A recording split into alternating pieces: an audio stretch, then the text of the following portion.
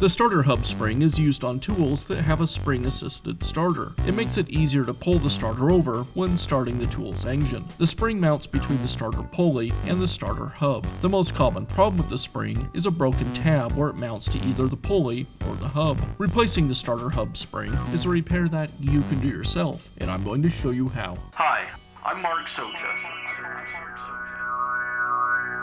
Do-it-yourself repairs like these are easier than you might think.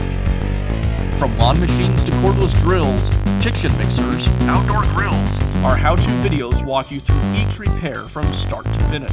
So doing it yourself means never having to do it alone. Let's get started. I'll begin by removing the starter assembly from the engine.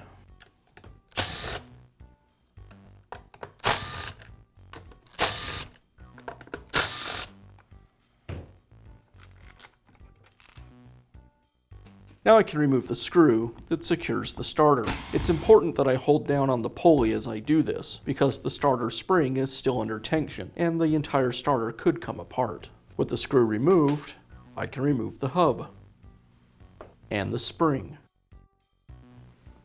Now I can install the new hub spring. I'll align it with the hole on the pulley. And now I can reinstall the hub. I'll align the tab on the spring with the hole in the hub.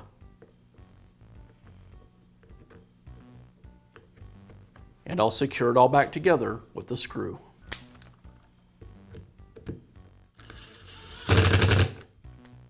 I'll finish by reinstalling the starter onto the saw.